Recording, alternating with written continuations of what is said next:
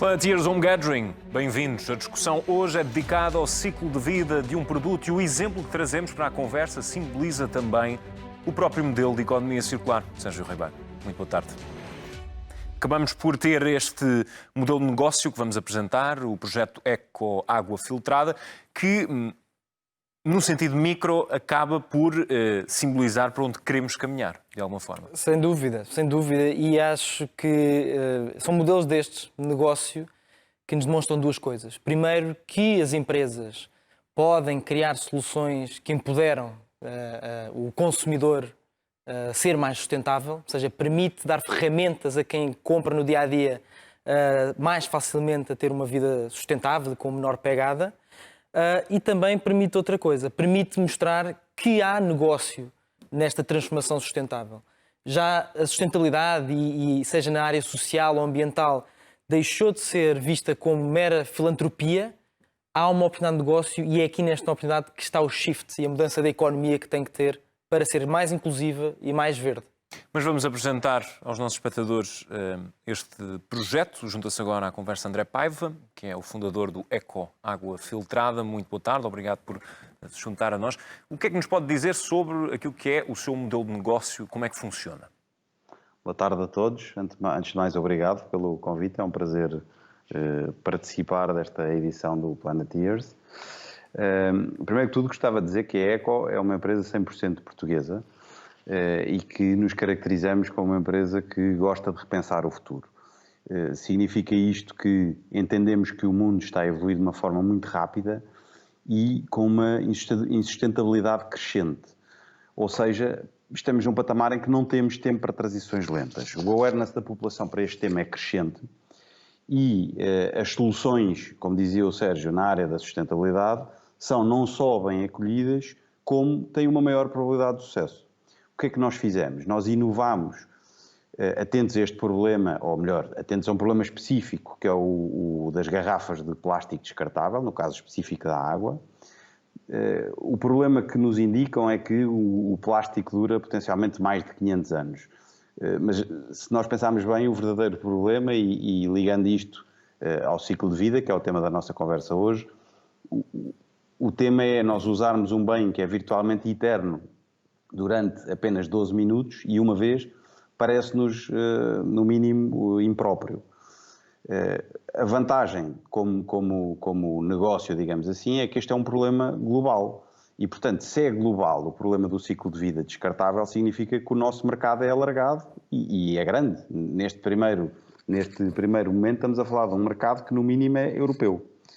O que é que nós tivemos que fazer? Tivemos que adaptar soluções de alguma forma existentes, ou seja, já existiam garrafas, até já existiam garrafas reutilizáveis. O que nós fizemos foi desenvolver as nossas garrafas como sendo garrafas que são reutilizáveis, para exatamente o consumidor as usar dessa forma, e por outro lado, adequar também um equipamento, que é um equipamento, enfim, uma tecnologia de filtragem, que é uma coisa subejamente conhecida e testada, para estar num momento de consumo certo, neste caso, o momento do supermercado, digamos assim. Por outro lado, há aqui uma adaptação da qual não nos podemos esquecer e que, enfim, hoje em particular neste programa endossamos muito bem este tema, que é nós todos, não é? Nós, como stakeholders, como elementos de sociedade, portanto, desde os mídia, aos empresários, aos embaixadores, às pessoas relevantes na sociedade, digamos assim, têm que ajudar a promover esta mudança de hábitos do consumidor. Na verdade, a procura pela nossa solução é geral na Europa e como eu dizia há pouco, sendo portugueses, não podíamos deixar de defender a nossa dama e de testar o nosso produto em Portugal e, portanto, acresce a isto que no contexto português nós temos retalhistas de classe mundial, ou seja, tanto um grupo Joana Martins como um grupo Sonai são reconhecidos mundialmente pela sua capacidade no seu mercado. O nosso cliente, o cliente português, o consumidor português, é um consumidor informado, é um consumidor experimentalista e, portanto, se nós pomos as opções na mão do consumidor, o consumidor escolhe bem, por regra escolhe bem, ou seja, há que criar as condições para o consumidor ter este empowerment, ter esta possibilidade de escolher, porque ele vai escolher bem, como dizia. E por último, achamos que Portugal tem uma dimensão territorial para ser um lab market, digamos assim, muito adequada, não é? Ou seja, nós começámos, para vocês terem uma ideia, começámos no Jerónimo Martins em 2018 com 3 lojas. Hoje em dia temos praticamente 140 lojas. Obviamente que o desafio aqui, por um lado, é disponibilizar água da forma adequada no local adequado. As pessoas já vão comprar água ao supermercado. Portanto, é ali que nós temos que estar. Isto para começar, não é? Há aqui um pormenor empresarial, quer dizer, ou de lógica de negócio, que eu acho que não vale a pena nós também evitarmos ao falar, que tem a ver com este cenário pandémico do Covid. Ou seja, o Covid é evidente que nos atrasou a entrada. Nós esperávamos que a nossa expansão tivesse muito mais velocidade nesta fase, isto antes de termos Covid em casa, digamos assim, mas materializou-se sobretudo em estarmos preparados para, em junho, era suposto estarmos a fazer testes em Espanha e em França, portanto, novas geografias, lá está, a perspectiva negocial. É possível alargar, com toda a certeza, este negócio para outras geografias. Tivemos que empurrar isto um bocadinho para um intervalo entre novembro e janeiro do próximo ano, esperamos. Mas isso não significou parar como stakeholder, ou seja, como empreendedores, digamos. Portanto, há uma parte que não conseguimos evitar, mas há uma que conseguimos progredir e, portanto, o que nós estamos a fazer neste momento é continuar com todas as adaptações técnicas que tínhamos no fundo previstas, ou seja, estamos a trabalhar em meios de pagamento, estamos a trabalhar em poder ter água fria, estamos a trabalhar em poder ter sabores e até mesmo gás. Só para vos dar o exemplo do gás, se nós não tivermos água com gás, não podemos entrar, ou não poderíamos, se não tivéssemos água com gás, não poderíamos entrar numa série de mercados do norte da Europa onde esta feature é absolutamente imprescindível.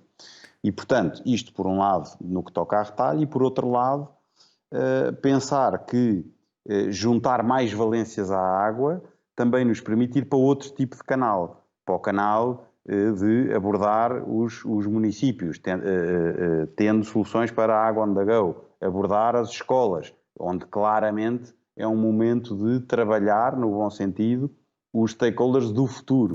Ou seja, a população futura também, por um lado, está mais ativa e é muito ativa em ajudar a mudança da população atual, digamos assim. Exatamente, André, e já vamos também aprofundar esses pontos. Eu agora quero só juntar à conversa o Jorge Cristino, que é especialista em governança para a sustentabilidade. Muito boa tarde, obrigado por se juntar a nós. Projetos como este acabam por acelerar a transição para a economia circular? Sim, sem dúvida, não só nos pequenos gestos, no dia-a-dia, na mudança das atitudes, mas também nos projetos e nos processos empresariais, no qual o EcoWater é um exemplo. Aliás, como o Sérgio tinha dito logo no início, existe oportunidade de negócio, existe oportunidade de crescimento económico que não assente na economia linear. Bem pelo contrário, hoje em dia, pelo compliance daquilo que são as atitudes com o próprio consumidor, é nos produtos, nos sistemas, nos processos mais sustentáveis que o consumidor tem maior atratividade e por isso acaba por ser uma oportunidade de negócio para isso. E por outro lado é também inevitável que assim façamos. Em primeiro lugar, pelo aquilo que é a própria evolução demográfica no mundo, nós estamos a crescer a 1,5% ao ano, e chegámos a crescer a quase 2% ao ano em termos de população mundial. Éramos em 94 apenas 7,7 mil milhões de habitantes e estima-se que em 2050 sejamos 9,7 mil milhões, em 2100 o dobro do que em 94, 10,9 mil milhões. Mas para além disso, também a questão da água, como é este o exemplo, também se reflete nos próprios aglomerados urbanos, nas próprias concentrações em cidades. E exemplo disso é que apenas 30% da população mundial vivia em cidades em 1950 e em 2050, 10 anos depois, estima-se que sejam 68% a viver em cidades. Com isto tudo, temos vindo a ter um crescimento económico, no qual é este modelo que nós temos que alterar, precisamente da economia linear para a economia circular, para que possamos permanecer neste planeta cujos recursos são limitados, são findos, e que nós temos então este crescimento demográfico e, como é óbvio, desejamos que todos, não só Portugal, mas todos os países do mundo, cresçam economicamente. E é neste mesmo sentido em que, havendo um aumento da classe média ao nível global, e o desejo que existe, esse aumento da classe média ao nível global, com o aumento das condições de conforto, da qualidade de vida, não só nos países envolvidos, mas também nos países em desenvolvimento, que nós temos que então alterar este modelo. Por outro lado, da balança, temos então esta limitação de recursos que vos estava a falar, não só com o excesso de emissões de gás, tem vindo a crescer bastante, e para atingirmos aquilo que é o Acordo de Paris para as alterações climáticas, em redução a um limite até de 1,5 graus centígrados, ou no máximo até 2, nós temos que vir a reduzir as emissões entre 2,7% e 7,9% ao ano, o que é uma meta muito difícil se nós continuarmos a assentar a economia num modelo que até agora assentámos. Por isso, basicamente, o nosso overshoot day cada vez é mais pequeno, é mais limitado, ou seja, num ano cada vez somos capazes de consumir mais recursos naturais do que aquilo que a capacidade que o planeta tem para regenerar, e, como é óbvio, não quer dizer com isto que nós tenhamos que ter políticas de controle demográfico, ou regredir na economia, ou perder sequer qualidade de vida. Trata-se verdadeiramente de consumirmos diferente, trata-se de sabermos viver diferente, mais conscientes com aquilo que é os limites do planeta. E para isso temos que acabar com aquilo que nós até agora fizemos, foi extrair, produzir, consumir e descartar, e passarmos a um equilíbrio sistémico que é de reduzir, reutilizar, recuperar, reabilitar e reciclar, como é este exemplo do EcoWater. Todo este princípio de economia circular acaba depois por entroncar naquilo que é o propósito do Planeteers World Gathering, que é fazer um cruzamento com aquilo que é os objetivos do desenvolvimento sustentável. E este modelo acaba por atingir 14 dos 17 objetivos. Isto é fundamental. E para isso há aqui, e acrescento-vos aqui 5 dimensões que nós podemos introduzir a este nível. É a dimensão da circularidade dos sistemas, da circularidade de processos, da circularidade de produtos, da circularidade de resíduos e da circularidade de atitudes, comportamentos e ações das pessoas.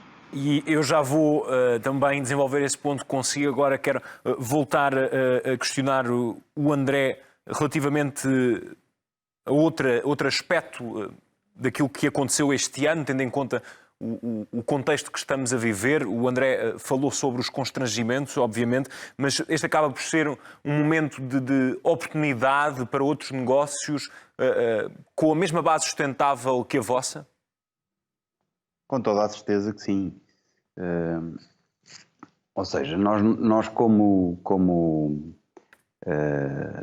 stakeholders, primeiro temos a obrigação, entendemos nós, de estar atentos, ou muito atentos, a este momento e mantermos-nos ágeis. Ou seja, não é válido, na nossa perspectiva, por termos um momento em que não nos permite evoluir, por exemplo, aumentando a nossa capilaridade da forma que tínhamos previsto, não o fazermos de outra forma, ou seja, não pensarmos em qual é o próximo passo, como é que nos preparamos ou como é que nos continuamos a preparar para o próximo passo.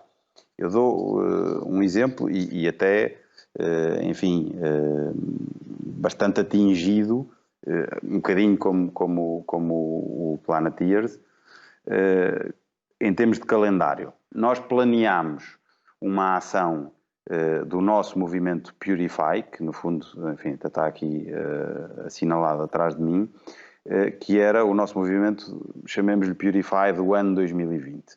Basicamente, o Purify é um movimento que pretende tocar diretamente na população, envolvendo-a e mobilizando-a, acionando-a para participar em ações de mudança comportamental. Neste caso do Purify 2020, o que está estabelecido e vai acontecer é, ou era, em abril deste ano, ter inaugurado uma escultura, uma instalação do artista Chico Gaivota, com quem colaboramos nesta iniciativa e noutras, no Lago do Oceanário. Essa escultura era feita com matéria-prima que são garrafas descartáveis, garrafas de água descartáveis, enviadas de uma forma específica, que nos são enviadas pela população. Portanto, nós desafiamos a população a participar nestas ações connosco. Ora, não é pelo facto de não o podermos fazer em abril que, exatamente como o Planeteers, desistimos de o fazer. Não, resolvemos fazê-lo, inovamos, vamos criar exatamente e já lançar uma nova iniciativa quando, enfim, a curto prazo ou a breve prazo, estamos a falar daqui até ao fim do ano, fizermos efetivamente o lançamento desta escultura no Lago do Oceanário e vamos pegar neste movimento e pegar exatamente noutro, que é desplastificar as escolas, por exemplo, e isto já não utilizando esta lógica só de ir até à população, mas sim envolvendo a iniciativa privada, envolvendo outros parceiros, envolvendo empresas a ajudar-nos a tocar em 50 escolas e universidades. Ou seja, não há hipótese a ficar parado. Dou aqui outro exemplo e até voltando um bocadinho ao tema do ciclo de vida, que acho que importa também voltar a focar. Nós assumimos-nos e somos uma empresa com um DNA assente em sustentabilidade. Mas sustentabilidade não é só sustentabilidade do planeta, é sustentabilidade do ambiente, sustentabilidade social, sustentabilidade económica. Porque senão morremos em algum lado, diria assim. E eu quero continuar, desculpa André, eu quero continuar também a conversa do ponto de vista do plano individual. Jorge Cristina há pouco frisou a questão da atitude. Quando pensamos neste projeto no Ecoágua Filtrada, também estamos aqui a falar do comportamento do consumidor. Há uma espécie de contrato que o compromete com um objetivo de sustentabilidade. As pessoas hoje são mais consumidores cidadãos ou ainda estamos longe disso? Ainda é difícil, apesar das pessoas hoje serem mais informadas e mais conscientes, ainda é difícil para o cidadão, como consumidor, chegar à prateleira do supermercado e saber o produto que é mais ou menos sustentável. É aqui que entra a questão fundamental da análise do ciclo de vida do produto. É sem dúvida fundamental que nós consigamos olhar para uma embalagem, para um produto, quer no seu conteúdo, quer na sua própria embalagem, e possamos verificar qual é a sua classe em termos de pegada ecológica. Muito idêntica àquilo que é a certificação energética que já existe, quer nos produtos elétricos, eletrónicos ou como já existe nas habitações. Hoje em dia é fundamental que nós possamos perceber se o produto que nós estamos a consumir, em termos de pegada, em termos sustentáveis, se é ou não mais prejudicial ou menos prejudicial ao ambiente. E isto vai desde a sua concepção, desde a sua tipologia de produção, desde o consumo de água, de energia, de outro tipo de recursos naturais e de matérias-primas, ou se porventura é feito de materiais recicláveis, como também desde a sua origem, para percebermos em termos de emissões de carbono se efetivamente emitiu bastantes emissões ou menos emissões do que aquelas que são os produtos que estão, digamos assim, ou que são produzidos localmente. Tudo isto tem que ser, de alguma forma, universalizado, em primeiro lugar, tem que ser uma certificação que nós saibamos que é a mesma que é nos restantes países da Europa, não só em Portugal, mas outros países no mundo, que pode ser essa tal classificação de A e F, percebendo se é mais ou menos sustentável. Porque hoje em dia a maior parte das pessoas, inconscientemente, acaba por não saber escolher acertadamente, porque somos impedidos a introduzir novos produtos no mercado, novas embalagens no mercado. Muitas vezes nós não estamos preparados para as reciclar, isto falo-vos de materiais mistos, no qual muitas vezes nos aparece uma embalagem em papel, mas que depois acaba por ter um invólucro de uma película de plástico, que depois é difícil fazer a reciclagem deste produto, ou mesmo impossível. Por isso, muitas vezes é preferível que nós não, este é um exemplo que não incentivando, como é óbvio, ao plástico descartável, mas sim ao plástico de reutilização, que nós não estejamos a diabolizar demais determinados produtos e outro tipo de soluções e processos, e que muitas vezes na capa, digamos assim, da sustentabilidade, são introduzidos produtos que nós não temos a capacidade ainda, ou não temos sistemas que se consigam fazer a reciclagem desses mesmos resíduos. Por isso, esta é uma questão que é fundamental para que nós, ao fazermos a análise do ciclo de vida do produto, saibamos que tipo de produto é que nós estamos a comprar e a escolher. Mas o mesmo acontece relativamente a outras áreas. No caso de sistemas, hoje em dia, no consumo da água, a água para a reutilização, em que 60% da água que é utilizada é água para fins não potáveis e, por isso, quer para rega, quer para lavagem de ruas, por exemplo, em Lisboa existe um caso das águas do Tejo Atlântico, ou até mesmo passando a publicidade do IKEA de Lourdes, em que o próprio AVAC é alimentado por estar perto da Etar de Frielas, em que é utilizado a partir da água reutilizada.